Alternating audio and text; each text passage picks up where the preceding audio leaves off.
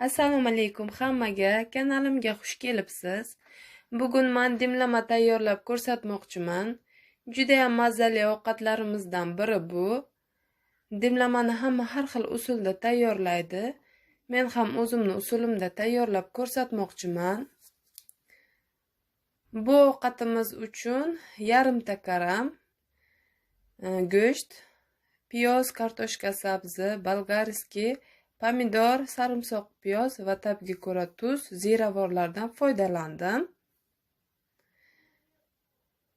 Masalliqlarimizni o'rtacha kattalikda qilib hammasini to'g'rab oldim. Mana shunday qilib. Tuz va ziravorlarni hammasini aralashtirib qo'ydim, tayyorlab. Qozonchamizga masalliqlarni terishni boshlaymiz. Birinchi bo'lib go'shtimizni terib olamiz. Orqasidan piyozimizni ham solamiz.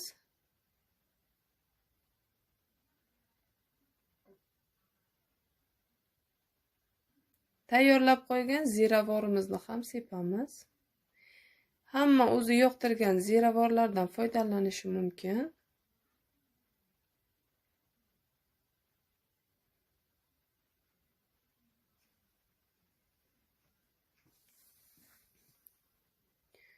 Mana shunaqa sabzilarimizni ham solib, bolgarskiylarimizni ham solamiz. Men qizil va yashil bolgarskiylardan foydalandim.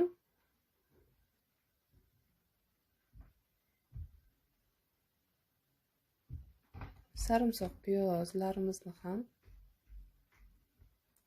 kartoshkamizni ham solamiz.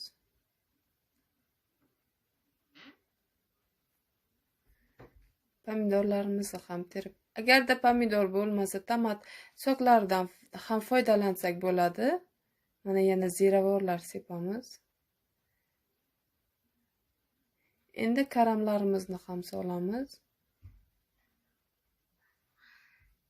Meni go'shtim yog'li bo'lmagani uchun 2 osh qoshiqda yog' solgan edim. Videoda ko'rinmay qolibdi.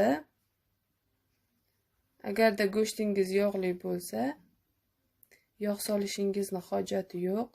Mana qolgan ziravorlarimizni ham sepib, gazni ustiga qo'yib, gazimizni o'rtadan sal past olovda 1-1,5 soat atrofida dimlaymiz.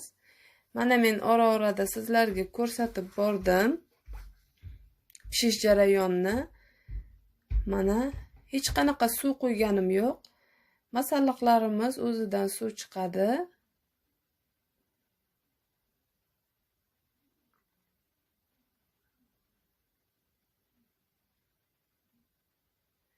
Mana yana ko'rsatdim.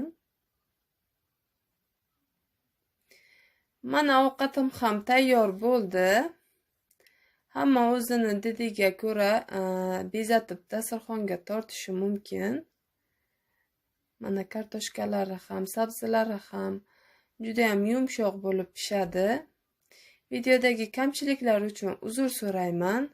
Videom sizlarga yoqqan bo'lsa, kanalimga a'zo bo'ling.